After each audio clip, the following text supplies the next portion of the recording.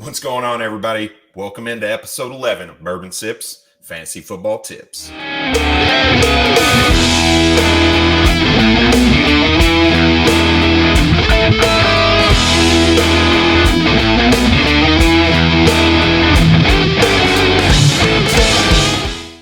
What's up, everybody, and welcome into episode 11 of Bourbon Sips and Fantasy Football Tips. And look, the last couple episodes have been long, and you've stuck with me. We've talked quarterback tiers. We've talked running back tiers, and I've got a ton of comments around those. Look, I miss some guys. It's okay. It's no big deal. You got guys that you think should be in one spot. I think they should be in another.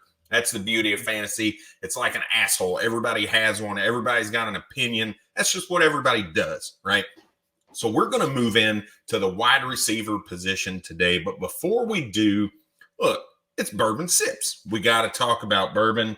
And I'm talking about good times, because every time I get to talk about fantasy, I talk about good times, having good times. So this is a Toasted Honey, and I'm going to show you a sticker on the back here in just a second. So Good Times is pretty awesome product. It's sourced bourbon from MGP, and what they do is they end up really finishing it in a variety of different barrels. They get some crazy shit going in, chocolate, strawberry, and some other stuff. This one's just toasted honey, so they toast their white oak barrels, similar to what you get with like an Elijah Craig toasted bourbon or something like that. And then they finish it again in some bourbon honey barrels, and this is phenomenal pour. It's a little expensive. You're looking at like 90 to 100 bucks for a bottle. But this one in particular it has the Mind Stone on it. So I'm a big superhero fucking nerd. I love the Avengers, and I have the full set of the Infinity Stones on these Good Times bottles. But I bring up the Mind Stone because I'm bringing in a mind today, right? A guy who's getting into the industry, a guy who hails from the Bulldogs of Mississippi State. That is Mr. TJ Savage. TJ, what's going on, man? Hello. Can you hear me? Yeah, I got you, man. Go ahead. Hello, this is at Mr. TJ Savage. You can follow me on Twitter. I'm an amateur to this, but I'm good to be on with Bradley. Let's get started. Yeah, dude. All of us are amateurs. Let's be real, right? None of us are making any money off this. All of us still have our fucking day jobs, right? You're going to school. I just finished with school. Like, everybody's doing their own thing. But yeah, I'm glad to have you on, man. And we're going to get right into these wide receiver tiers. So, like we said, that's at Mr._TJ_Savage on Twitter. Make sure you give him a follow and check him out. He's got his own little NCAA ID. This is a guy that might play a little bit of football. Might be a linebacker, which is one of my favorite positions. I just drafted one yesterday in a mock draft. These are the heart of a defense. I'd love to pick your brain at some point in time around the linebacker position. It is not one that I played in high school. I was on the opposite side of the ball, so I really didn't like you guys because you hit me a little too hard every once in a while. So, but without further ado, let's get into these wide receiver tiers, and we're going to start with tier one, just like we did with the running backs and the quarterbacks. And look, this one to me is pretty easy. These are guys with number one overall wide receiver upside for 10 years from now. You know, maybe 15 if we get crazy, and that is Justin Jefferson and Ja'Marr Chase. And look, we can get into arguments around who's above who and this and that.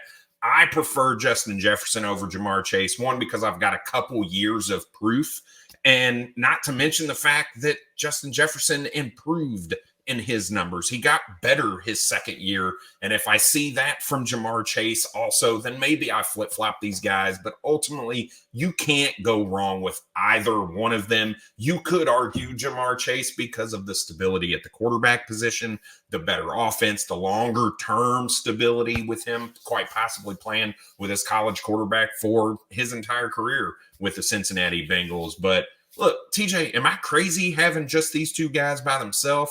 Do you think Ja'Marr is above Justin, or are you okay with where I'm at? I don't know. I think you should have Cooper Kupp up there. That's fair. That's fair. I mean, Justin Jefferson had two 1,000-yard seasons. First, he had 10 touchdowns. Then, second, he had 7. So he had minor setback. Jamar Chase, of course, Bengals. I'm from Ohio. I'm a Browns fan. He coming off a Super Bowl team, so of course he could expect to be up there. He was Joe Burrow, number one target. But Cooper Cup, I think he done took a big leap this year, as far as status wise, when it comes to be like top 5 receiver in the league. So I think he should be up there too.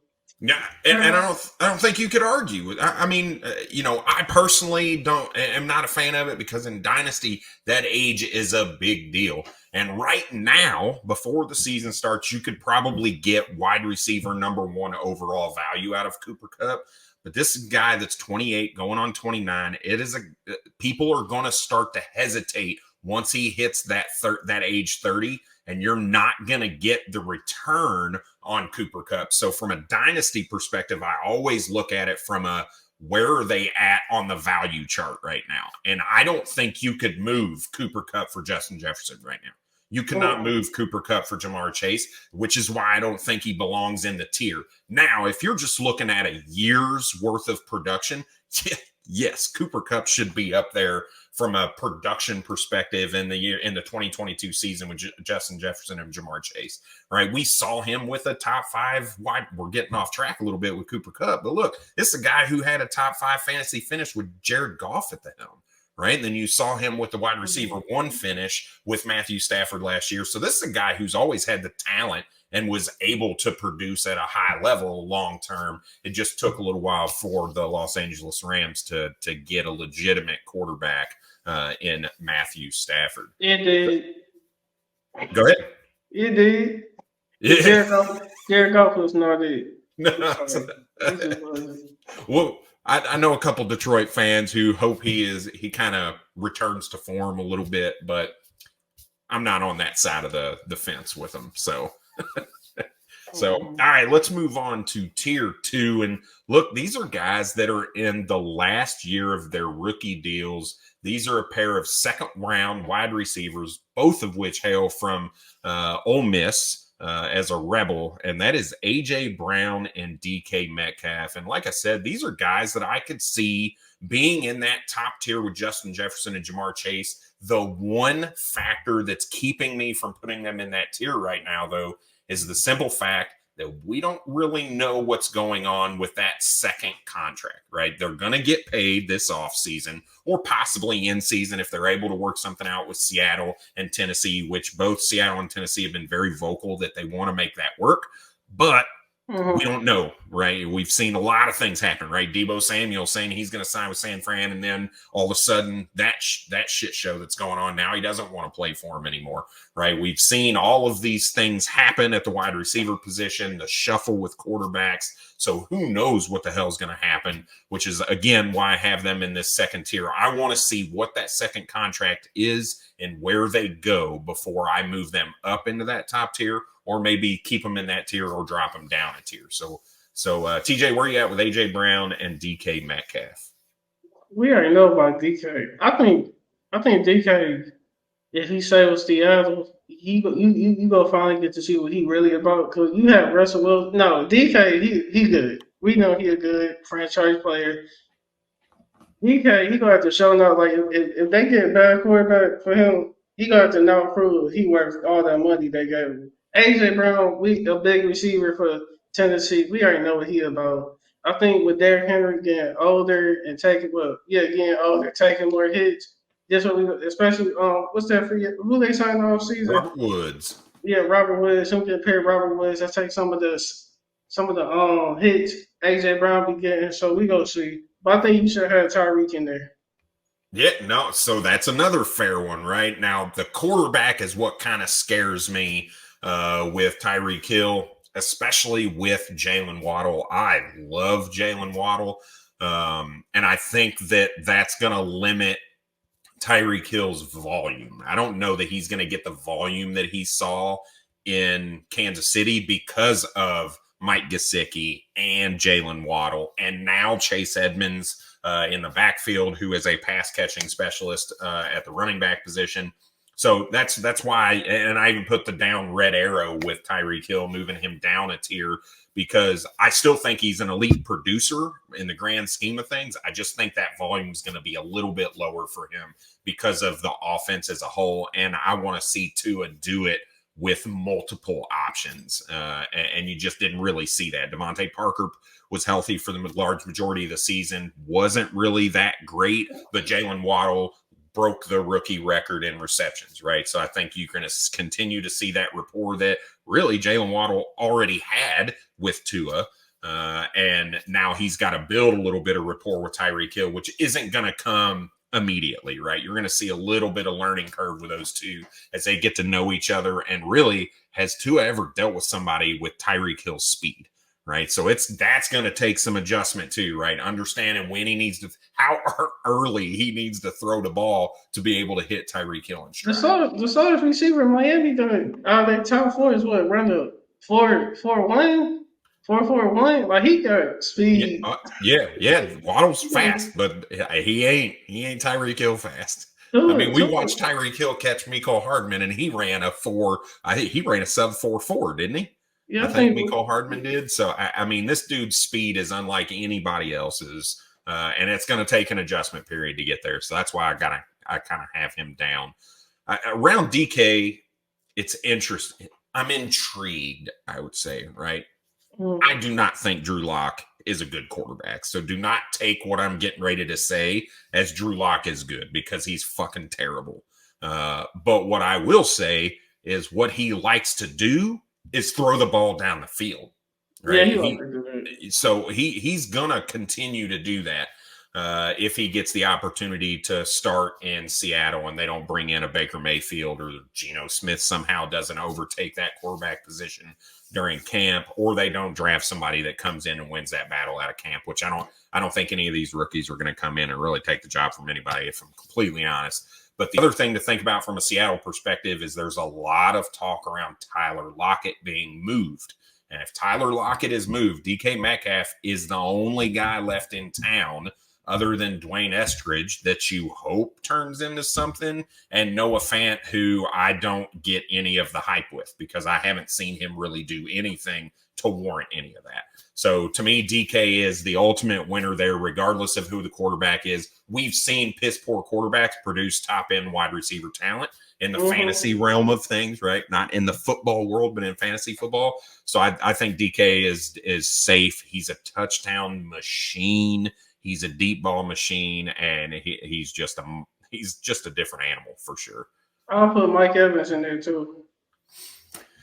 He's always disrespected, right? So we'll get to Mike Evans once we get down into tier 4. Not to peek behind the curtain a little bit, but he is in tier 4 for me right now. But let's move on to tier 3. And look, this is really two groups of guys in tier 3 for me. It's those older guys that have huge contracts, right? So when you look at Devontae Adams, Stephon Diggs, Tyreek Hill, those dudes just got paid. And then you have those over the hill, I'll say, wide receivers that just are producing top 12 numbers continuously and are going, I think, will take a step forward, if anything, and that is in Amari Cooper and Cooper Kupp. And then that second group of folks are those young guys that we've seen flashes from. We just want to see him take the next step to be a continuous and long-term answer at the wide receiver position for your dynasty team. And that is CeeDee Lamb, Deebo Samuel, and Chris Godwin. And Chris Godwin, to me, has proven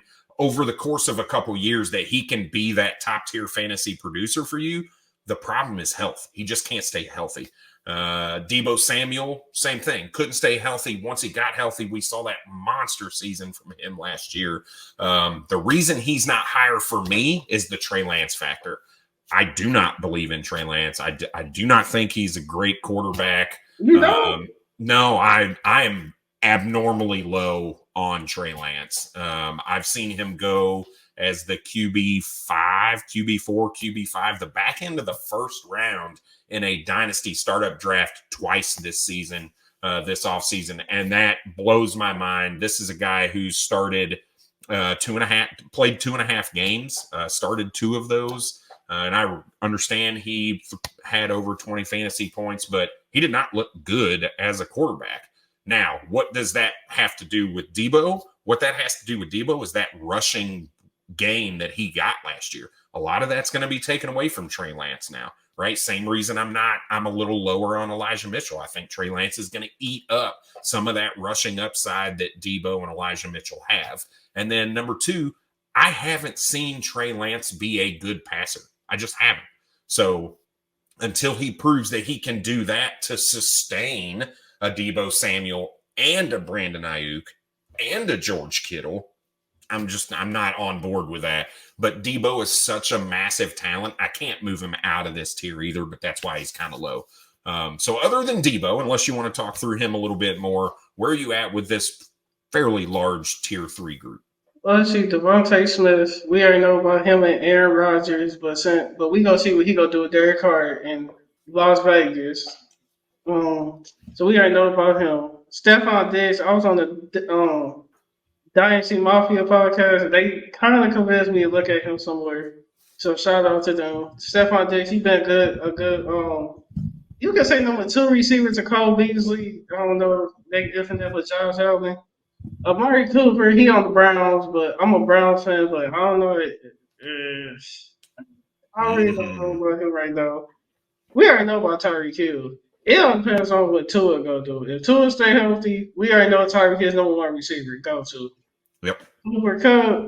Cooper Kupp, he's not the quickest receiver, but he like a possession receiver. Like he'll get you the yards if you need it. That's what Matthew Stafford gonna need. Well, just look at the Super Bowl. That last drive of the Super Bowl, he was just getting open at will, right? It was, I mean, the defense knew it was happening, and there was still nothing they could do about it. He was still catching the ball. Yeah. Yep. CeeDee Lamb, he a youngster coming in. We gonna see. I think we should have him like at least 4 or 5, in my opinion.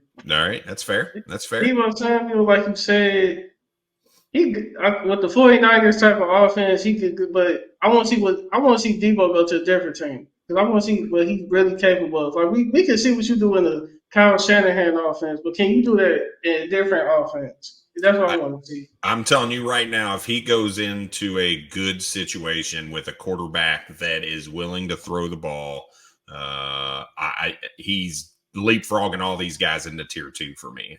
From a talent perspective, the guy is up there for me in for a dynasty type of situation. Not necessarily, just this year or just next year, but long term. I mean, the guy's only 25 years old. There's so much upside that this guy has, and he's just a baller, dude.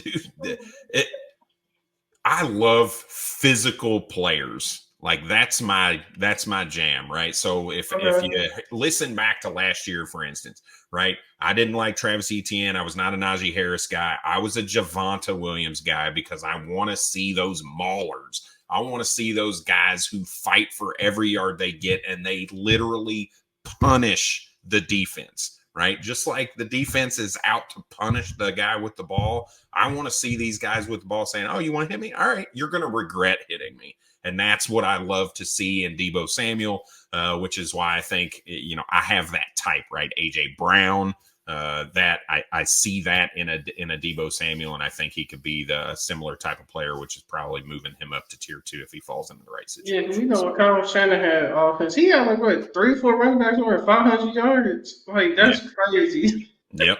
Yeah. Like Debo need to go to a passing offense. Like he needs to, because a lot of people say they think he overrated because the offense he playing.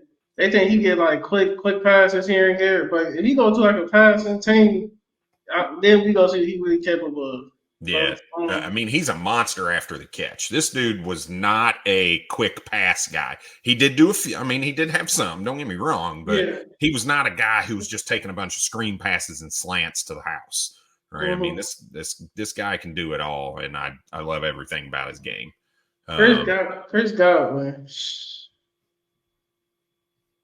Oh, you don't like it. You don't like it. I don't. I think he should be number 4. I'm sorry.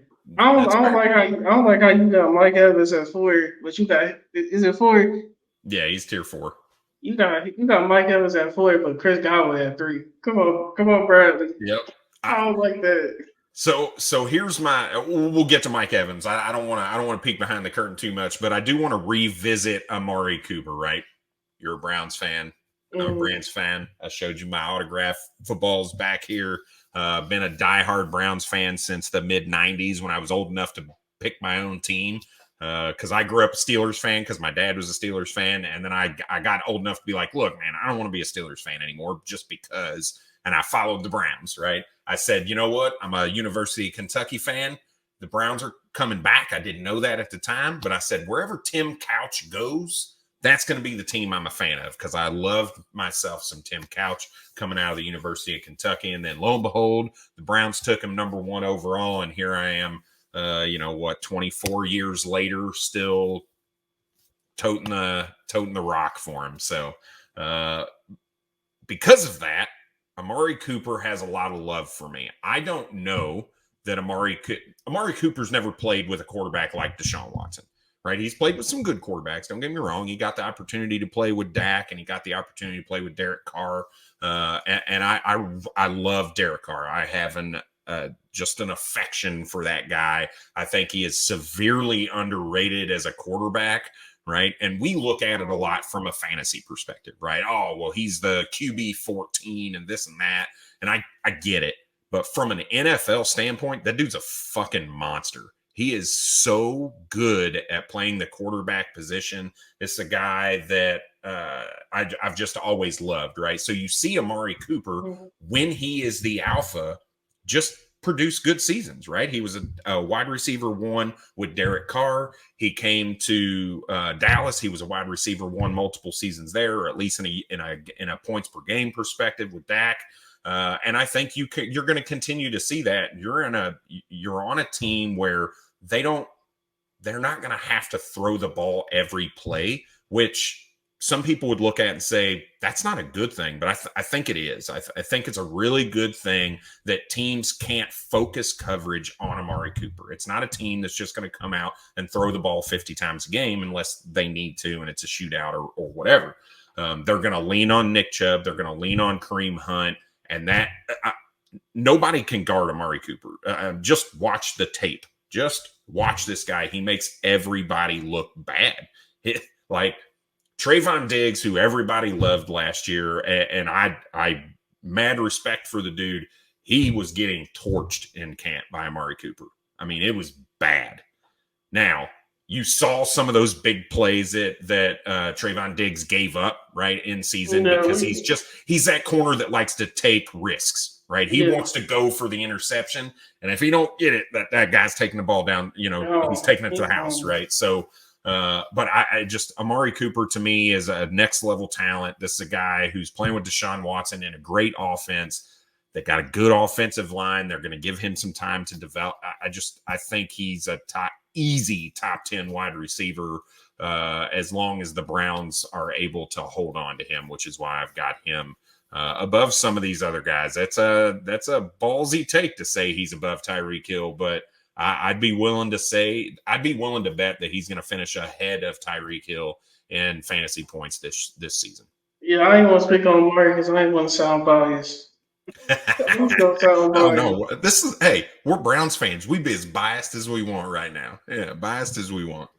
I've come to Amari Cooper's defense for a couple seasons. There's a lot of guys in dynasty leagues with me that follow that narrative of he's not consistent or whatever, and I get some of that.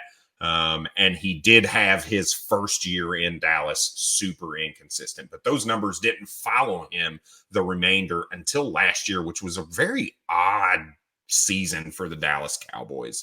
I don't know if I like what Kellen Moore's doing with the offense. I don't know if I like his play calls. And Dak coming off that injury last year, it wasn't clicking, and you could kind of tell because that offense was very disjointed. So last season offense. Yeah. I think Dallas looked disjointed this season. Yeah. Yeah, I think they did. I think their defense carried them some games. Oh, I can feel that. 100%. Yeah, Yeah, yeah. they did Trayvon that. Diggs is, and Micah Parsons. Like, well, yeah, I don't want to get us off on a tangent now on Micah Parsons because that dude is probably my lovejoy on the defensive side of the ball right now because he's just an absolute monster. But all right, let's move into tier 4. So these are those.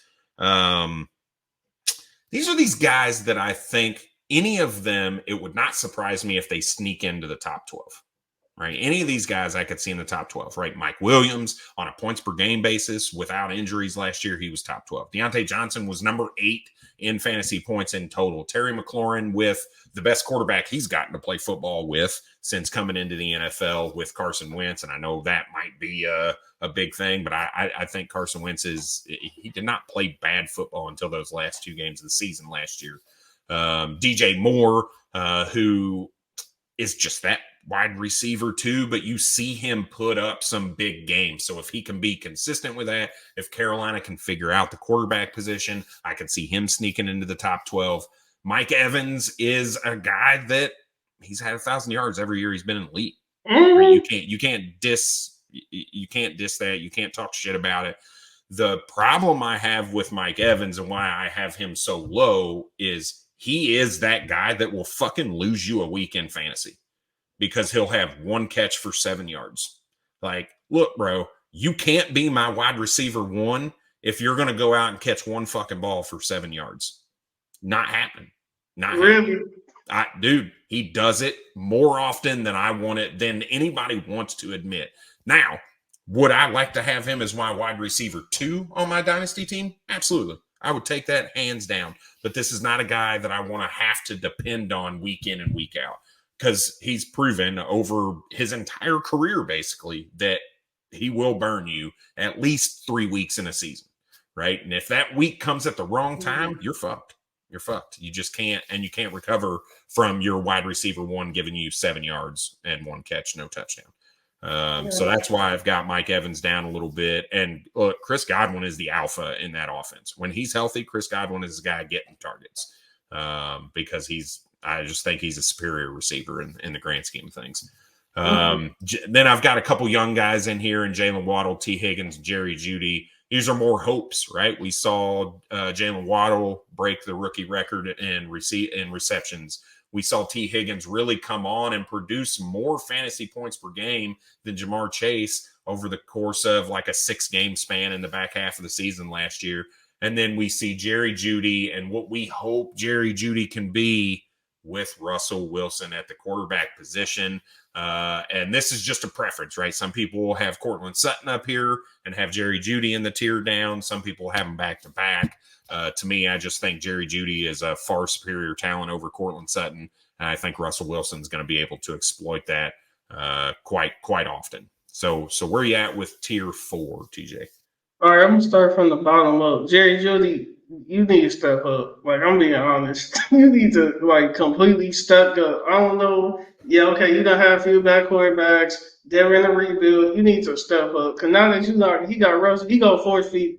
We know Russell will force feed you the ball. That's why DK he was force feed you the ball. He going to make you catch it. So, Jerry Jeudy, you going to need to step up, like, tremendously. T. Higgins, T. Higgins, you need to keep doing him. Stay wide receiver number 2. He a quick receiver, get you some yards, go. That's what T. Higgins needs to do. Especially with everybody knows the Bengals going to a playoff. They might not make it to a Super Bowl game, but the Bengals, they're going to keep progressing with their young guys, the young draft picks they got, and they're going to keep doing that. Jalen Waddle, you're going to need to step up too. Now that you got Tyreek Hill, what's the other receiver?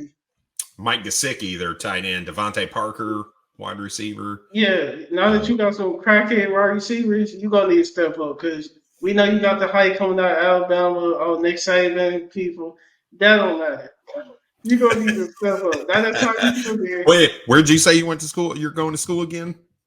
I'm in Mississippi State. Oh, that's right. Yeah, that's why we're dogging Alabama right now. You got a Kentucky fan, a Mississippi State fan on here right now. So No. I'm a Ohio State fan. I just go to Mississippi State. Okay, let's make that clear. I'm Ohio State fan. I'm from Cleveland, Ohio. I just Uh, come here. But yeah, Jalen Waddle, he a good player. Did he have an injury in college, like towards the end of the season? I don't know if he did or not off the top of my head, to be honest. Oh, well, he go. This is your time to shine. Now that y'all about to be one of them quick pay. I already could tell Dolphins about to be a quick pace offense. They just about to be click, click, click. This hit. Mike Evans, I think this is disrespectful. Like I said, I think you should have at least two. He 1,000 yard wide receiver every year. He just came up with another 100+ rec seasons. Yep. Like we Yep. know, like I think Mike Evans getting old though. Like I think this year he gonna take a step back. He I is. think he's not going to get 1,000 yards this year. I'm sorry. Like, I don't see. So I think there it is definitely possible that he ends up with another 1,000 yards, mainly because I know they brought in Russell Gage, but they did that because Chris Godwin coming off that ACL. It's going to take some time for him to get back. Right now, yeah, is he going to be ready for Week 1? They're saying it's a possibility, but even if he is, you're going to see a 5, 6, 7 game span where he's still getting into game shape, which is totally different than rehab conditioning, right? So yeah, he's it's just going to be a totally different ball game for him. And so you give Mike Evans all of the targets for the first half of the season.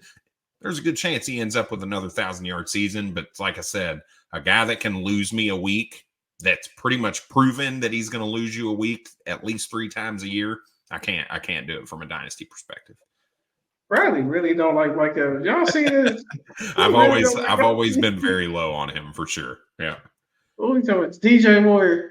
He an underrated receiver to me. I don't think DJ Moore gets the credit that he deserves because of Cam Newton and what's his name, Sam Sam Darnold. Darnold. Yeah. I think with Christian McCaffrey still being good, DJ Moore, I think I think until the Carolina develop an offense, he's gonna be underrated, especially with what's the quarterback, what's the wide receiver they got from the Jets? Robbie Anderson. Right, yeah, he said he not playing with Baker. Really good, Robbie Anderson. I Oh, but think he's playing with Sam Darnold, so it's not much. It's not that much he's better. So, yeah. yeah, But I think DJ Moore is an underrated receiver, so I think this is right for him. I guess Terry, I never heard a lot about Terry. Commanders, my bad. The Commanders, I'm native, so I don't like to say Redskins. Commanders, yes. I think this is perfect for him. He an up and coming receiver, young receiver. I think next season he gonna be the primary target again for Commanders. I think they gonna start. I think the Commanders need to build their offense a little bit back up. But Terry, yes, this is perfect for him. Devontae Johnson, is Deontay. Deontay Johnson. Yeah, I haven't paid much to see. He a Steelers. yep. I haven't I paid saw much. that eyebrow raise. Like, I don't really want to talk about this guy. I don't know. I'm gonna be honest. I don't know him. For viewers watching, I don't. Sorry, I just don't. I think if Bradley have him here, that means he must be good. If you have him here, He's just a target hog, man. He's one of those guys that's always open. He's very good route runner. He's got some quick twitch to him. He's just I love watching him play because he just makes guys look bad, and it's okay. fun to watch. That's another guy that I could see once we kind of know what Mitch Trubisky is in Matt Canada's offense in Pittsburgh. I could see him jumping into tier 3 going into next season because this kid is very, very good. You got high hopes with Mitch. You think Mitch gonna do good? I think Mitch is better than what people give him credit for. Yeah, I think Matt Canada, based on some of the interviews that he's done, he's talked about how he wants to use Mitch's legs a little bit, kind of Mhm. get him outside of the pocket. And we've seen Mitch take a team to the playoffs. I'm not saying he should be, their starter for the long term, but I do think, they have a little bit of hopes that he can be molded a little bit into a quarterback that they can depend on for the near future. So he's a guy that I've moved to get in a couple dynasty leagues as a QB3 because I do think he'll have some very good games and be a solid bye week starter for you. Do I think he's a top 10 quarterback or anything like that? No, but I do think he can still produce a couple good wide receivers in Deontay Johnson and possibly Chase Claypool. But we'll see how that goes. So. Yeah, because Mitchell, he was either top 3 pick to Chicago Bears, because of Khalil Mack and that defense. I think most of the reason they made the playoffs because of the defense. Oh, I'm not trying to dog bitch. I'm just being realistic. It was because of the defense. Then he went to Buffalo. He was a backup to Josh Allen. He didn't do much. So that's why with the Steelers, with they talks. Making him quarterback number 1. Everybody like, yeah, y'all really like. Now it look like y'all look desperate. That's all I'm saying. But if he do good for him. Yeah, he's definitely. I mean, he's a bridge quarterback. At best, he's going to be there for a couple years. I don't see him getting a third contract with them or anything like that. But I think he'll be their starter for the next couple years. Yeah, if he do good for him. But I think we just need a quarterback down. Until we draft him. He's just like, you just there. Now, if he had one of them 30 touchdown, 5 interception seasons back to back, okay, cool. Yeah, maybe they think about it then, but I don't know that that's in the cards. Mike Williams. Oh, you know Mike Williams remind me of Mike Evans. Big receiver, quarterback. What's his name? Justin Herbert. Yeah, Justin Herbert. He got all the energy in the world. He be scrambling, throwing. I think he's the heart of the offense.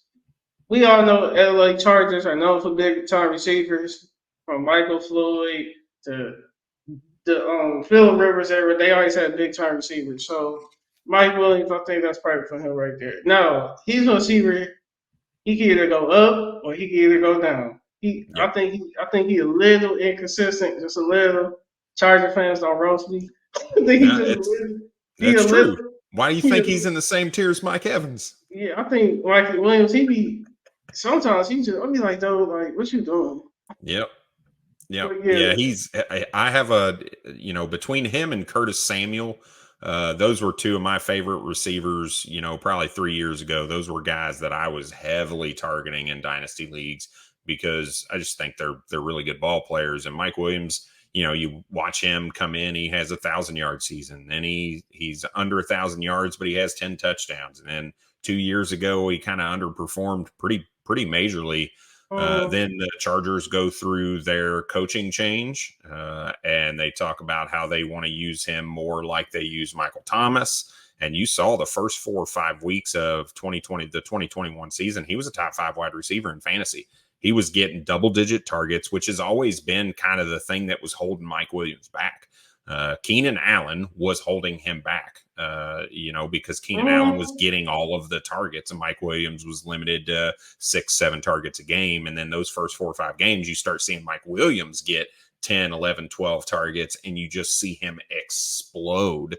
I wrote an article about him before the 2021 season saying this is a guy you saw flashes from that you need to go get in the offseason. And he proved me right. I was proved wrong on a lot of other things, but Mike Williams was one of the things that I was right on, which is why I continue to kind of harp on that a little bit is they paid him for a reason. Keenan Allen is still 29 years old. There's a lot of talk about the Chargers getting a wide receiver in the first round this year. And I quite frankly don't give a shit, to be honest. I got into a little bit of a tiff with somebody on Twitter about it. They're like, well, if they draft somebody, Mike Williams is not worth anything. I'm like, you guys are dumb. Like, if they draft somebody, it's because Keenan Allen won't be on the fucking team next year, right? It's not because they're trying to replace a guy they just gave a 3-year, $60 million contract to. Like, let's be fucking smart here, people.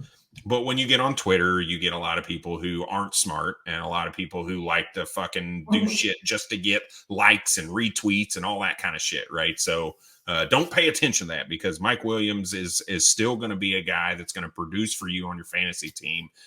He's going to give you some huge weeks. He's going to give you some down weeks, just like Mike Evans does, which again is why these two guys are in the same tier for me, because they really bring the same high risk and high reward to your dynasty team. Yeah, I've always liked some Chargers receivers. They always get the big receivers who Yep. play.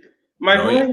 Mike Williams just one of the receivers where I just think sometimes he a little like I said, he's just inconsistent. Like Yep. you just said, he'll have a good season, then he'll go down. Then he have a good 3-4 weeks, then he get injured, come back down. Like he's just inconsistent. Yep. The injury is the big thing, right? You watch this guy, he makes some awesome catches, but the way he punishes his body when it comes to the ground, because he just doesn't know how to fall. It's almost like I should take him to my 5-year-old's fucking karate classes where they're teaching him how to fall.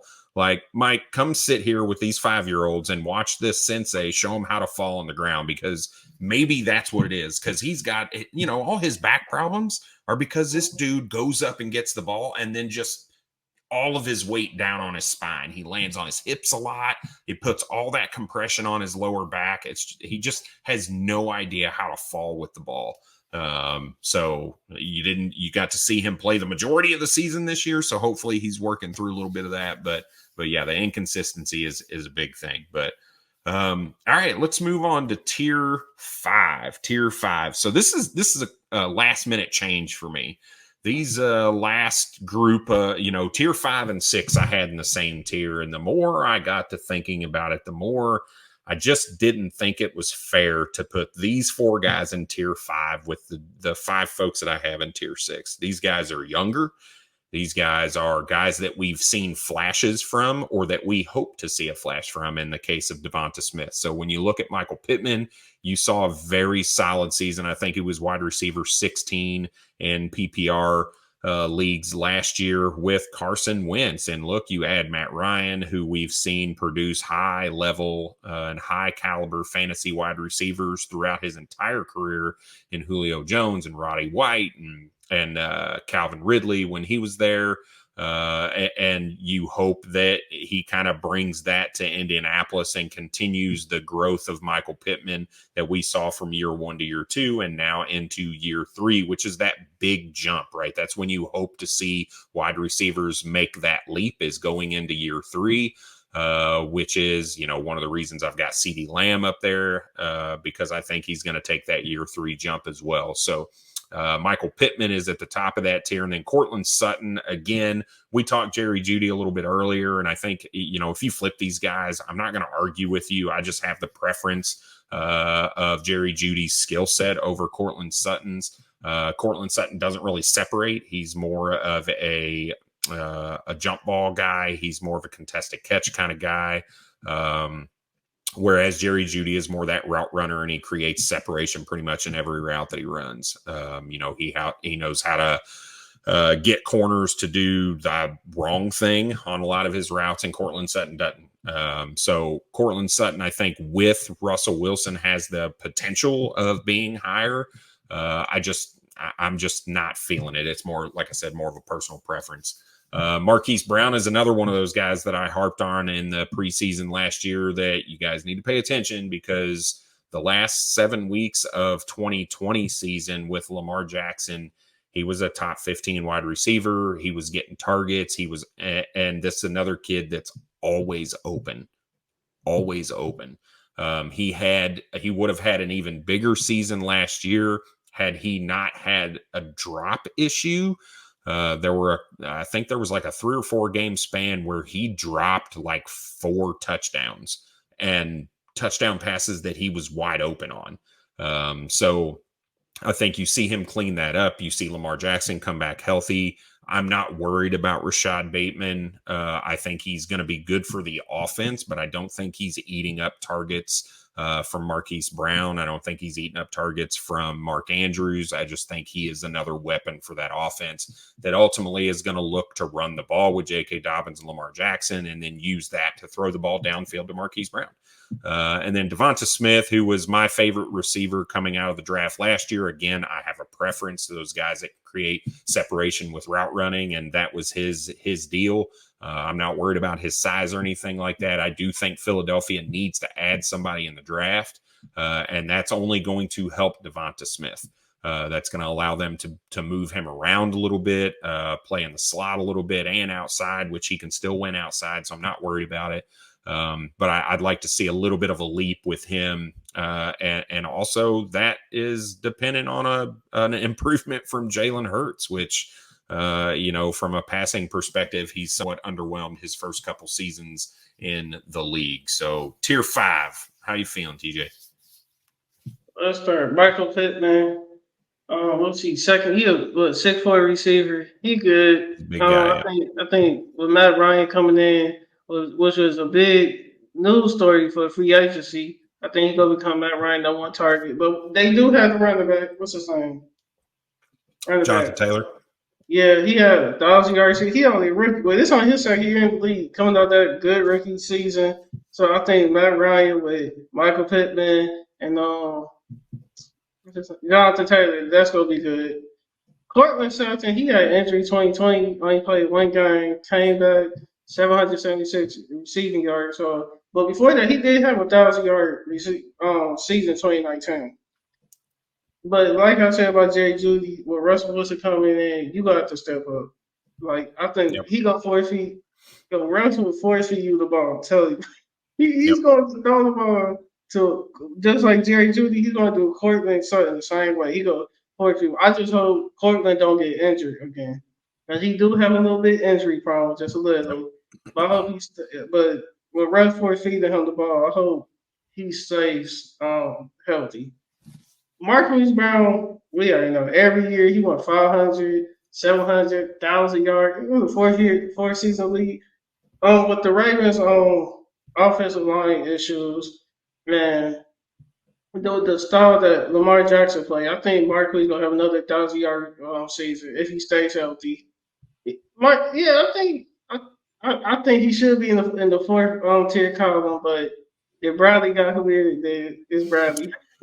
So I am partial to Hollywood, and I wanted to put him up there, but in reality, if I've got Jalen Waddle, T. Higgins, Jerry Jeudy, I'm not willing to move those guys in a 1-for-1 trade with Marquise Brown. So I had to put him in a tier below because I just couldn't, from a dynasty value perspective, do that. Now, in real life, what would I do? I would move Jalen Waddle for Marquise Brown plus something. That's a move I would try to make, because I do agree with you that Marquise Brown in a production profile is probably going to be up there with those guys.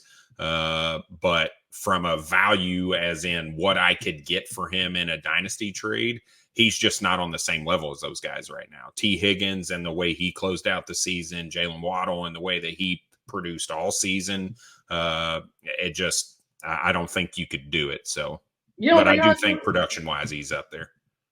You don't think he on that status yet of being like one of the top 10 receivers? I think he can be, but like I said, the industry is so low on him that from a value perspective, it's just not there for him right now. I mean, I could go get Hollywood for a first all day long. I'm not getting Jalen Waddle or T. Higgins for a first. Won't happen. I think he's just overshadowed by Lamar. No, 100%. Yeah, 100%. Yep. Because the Ravens, for him to have a 1,000-yard receiver, 1,000-yard season in a running college offense, the Ravens run, that's good. Well, that, and if you think about it, he did that with Lamar only half the year. Right. Then you had Tyler Huntley for the back half of the year. You did that without a J.K. Dobbins. So there is an argument that could be made. I don't necessarily agree with it, but there's an argument that could be made that with J.K. Dobbins coming back and Lamar coming back, that they're going to go more to a run-heavy offense that's going to limit the passing upside for the receivers. And then Mark Andrews is not going to be the guy that's losing it, which I would agree. So then it's a matter of, well, who is going to lose it? Are they going to take some targets away from all those other guys that they had running around and give them to Bateman? Or are they going to take some from Hollywood and give it to Bateman? I just think you can't Lamar's played with Hollywood for 3 years at this point. Mhm. Hollywood is always open. He's another one of those guys that he's stupid fast, and he's a great route runner. I mean, this guy is what I need is whatever the fuck they put in the water for the Brown family, right? To see Antonio Brown and his cousin Hollywood Brown be able to do what they do on the football field, like that's the fucking water I need to be drinking right now. That's his cousin. Yeah, they're cousins, man. Yeah. Let me look this up. Yeah, check it. You can check me on that. You can fact check me, but I'm 99.9% sure that they are cousins. But I mean, he's just always open. So I have the love for guys that are open, and I think the 3 years that Lamar Jackson's played with him, that's going to continue. I don't think they're going to take that away because Lamar's going to have an affinity to look in that direction because he knows he can trust Hollywood to be open. So. While you're fact checking that, I'm going to move on to tier number 6. And we already know about Devontae Smith. We don't need to talk about that. Yeah. Tier 6. These are the old guys, right? These are those old guys that underperformed last year that we hope can continue to give us a year, 2 years of a little bit of production. But I think wide receiver 12 is quite possibly top 12 is kind of off the table for these folks at this point. I could see a world where DeAndre Hopkins sneaks in there, a world where Michael Thomas maybe comes back to form. I just don't. I think the possibility is lower. I think that's just not my prediction right now. So these are those guys that are, you may or may not have a bunch of. Does it say they're cousins? Hollywood Brown says cousin Antonio Brown could fit in with the Ravens. Yeah, that's what I thought. That's crazy. Yeah, that's what I'm saying, man. Like that's. I need to figure out how to get some genes out of that pool right now because that's some incredible talent right there. So tier 6. These are just those older guys underperformed last year. You hope they can return to form, but age is really kind of the predominant factor in this tier. So we're dealing with Allen Robinson, new and incoming wide receiver for the Los Angeles Rams next to Cooper Kupp with Robert Woods leaving town. Michael Thomas getting his new quarterback and Jameis Winston. Calvin Ridley, who's missing the year, but he's a younger guy. So I'd be willing, if I could make the move, and I'm in a rebuild type situation and I've got any of these other 4 guys, and Allen Robinson, Michael Thomas, DeAndre Hopkins, or Keenan Allen, and I can move them for Calvin Ridley straight up, I'm looking to try to do that. I don't know if it's necessarily something you'd be able to do. They may want something on top, but that'd be a move I'd be looking to try to make in a rebuild. DeAndre Hopkins, he injured the second half of the season, missed a few games, and was, before then was dominant, right? So you hope that with his age, it doesn't slow down as the recovery process too much for him and cause too much issues. But I do have a little bit of concern with that and just the offense in general in Arizona at this point. And then Keenan Allen rounds out tier 6. Another one of those guys that just knows how to get open. He's more of the, close to the line of scrimmage, possession type receiver, but he's got a little bit of red zone threat to him. And anybody that is going to be on the field with Justin Herbert and the Los Angeles Chargers is somebody that I want on my team. So I think Keenan Allen still provides a little bit of reception upside. But I do think Mike Williams takes over as the alpha in that offense. So tier 6, where are we at, TJ? Okay. I'm probably gonna be slacking on this tier. Allen Robertson, he been, as Bradley said, been in the league a few years. First he's playing for the Jaguars, and he got traded to Chicago. He a good 2-3 receiver. I don't think he a number 1. I think he good like 2 or 3 if you need him. Michael Thomas, we already know Pro Bowl, first team, top 3 or 5 receiver in the league, back-to-back years. But with Drew Brees retiring, I think, and did he have an injury? Yeah, he missed almost all season. Yeah. So you know how sources be. Oh, is he gonna come? I think he played week 1. That was is he gonna come back next season doing the same? Oh, he might take a step. He gonna be all right. We know how Michael Thomas is. He gonna come back. He gonna do him. He might not do okay the first 2 or 3 games, but once he get back in the rhythm, game speed, he gonna be all right. So Saints fans, just chill out. Yeah, so 2020 he played week 1, got hurt, came back for a few games, got hurt again, and then last year he had the ankle injury that held him out all season. Calvin Ridley, I think this is a good spot for him. He done took over. I remember they was talking about him being like top 15 in the league. Now he just I don't know what happened. He just fell down the poles. Like he's still Yep. like I don't know because of Atlanta, because of their team, but what they got Kyle Pitts and they got a few Yeah, offensive they had players. Russell Gage, Olmi Zacchaeus, but I mean it was a declining team for sure. Yeah, we in Declining the team. newer team. The Matt Ryan, Julio Jones, that era is over. Now it's the Kyle Pitts and Yep. I think the Falcons are more focused on their defense than there is offense. So Yep. I think Calvin really gonna have another mediocre. He going to have a mediocre season because Yeah, and now he's not playing at all this year, right? He got his year-long suspension because I of ain't going to sports bring that up. betting and all that nonsense. I mean, it is what it is. But I'm like I said, I mean, he's a 27-year-old receiver. He'll be 28 by the time he comes back. I still think it's a guy that he's a smash buy right now. If you're in a rebuild, I think he's a guy that you can go get right now.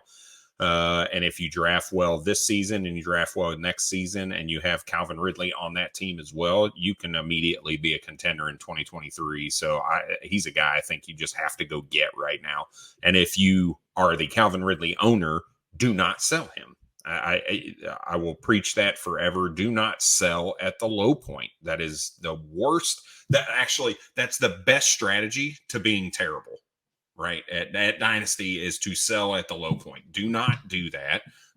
But you need to go take advantage of people that are doing that right now. So, Mhm. but yeah, he'll definitely be out for the season, and we hope that he's back in 2023. I was trying not to break it up, but it's so hard not to. It was Yep. so I was Yep. trying not to break up his because I don't trying to bring up off the field allegations, Yep. but it's Yeah. like, come on, Calvin, like, come Yeah. on, bro.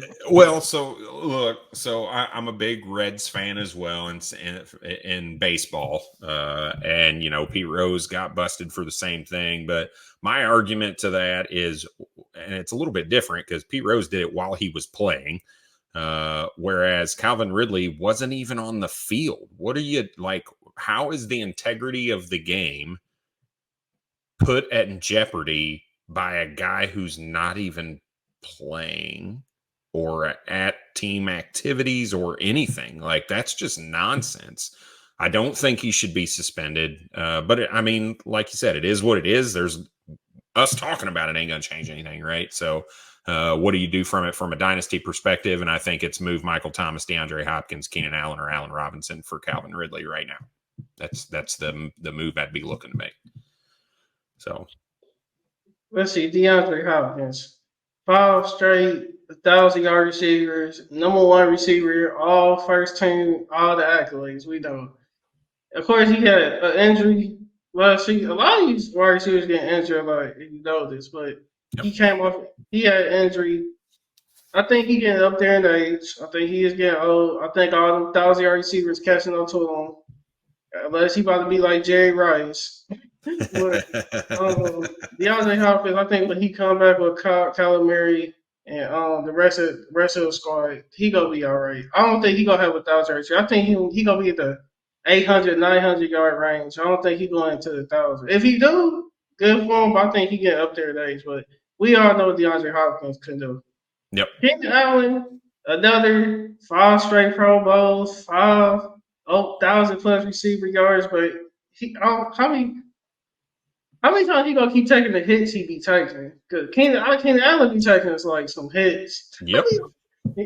He gets back up, but I think he also getting up there. He been at least since 2013, He's 29 years old. So and all them 5 straight. Now he probably gonna have another 1,000-yard receiver. I mean, thousand. I keep saying receiver, 1,000-yard season, but I don't know how long he gonna keep taking them hits he be taking.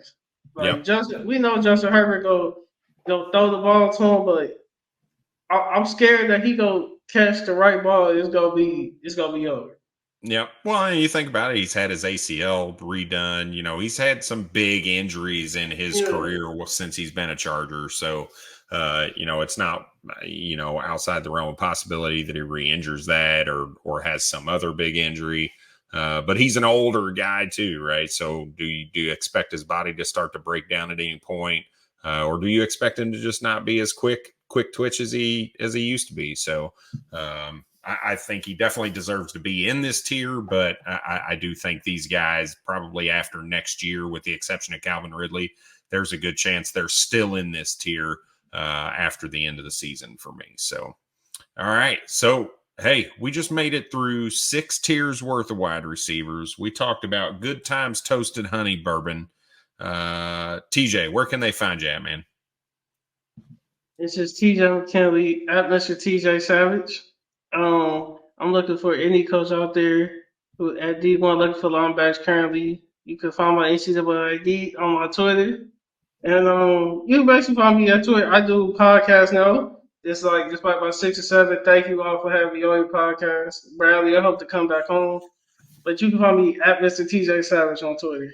Yeah, so the Twitter handle is super important here, right? He talked about his NCAA ID. The only way you're going to be able to get that is to go to his Twitter handle. And his Twitter handle is at Mr_TJ_Savage.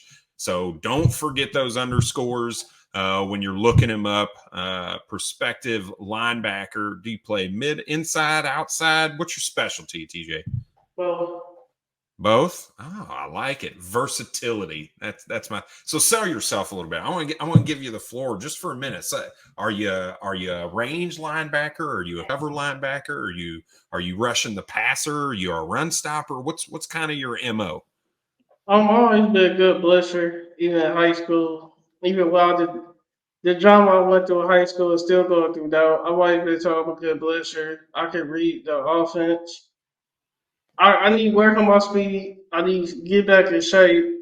But other than that, I've always been like an edge rusher, like a Khalil Mack, edge rusher. I can play the edge good. I can play the flash good. And basically, I've been tough. Well, other than off the field drama that I've told a few people about, I basically do an edge rusher, but I'm not the one to brag. Actually, I'm really like humble, so I'm not the one to. He don't put me on the spot. Come on, man. Yeah, I want to hear you brag. But I have a lot of NFL people pushing me, like Bradley and a few other people. They keep telling me keep going. After drama, fuck with all the haters and all these 2, 3 coaches that's just slandering me, but I like thank Bradley to keep pushing me.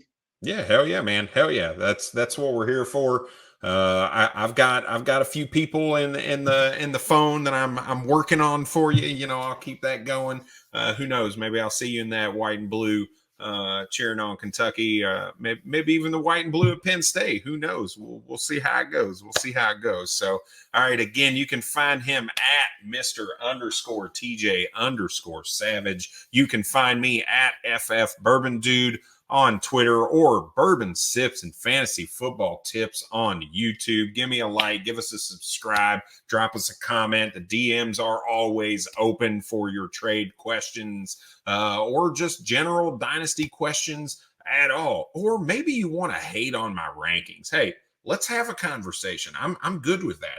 Everybody's got their opinion. I want to hear it. I want to hear the hate. I want to hear what you love. I want to hear what you like. I want all of it because I like soaking that shit in, right? Because then I learn and do better the next time. So until next time, cheers.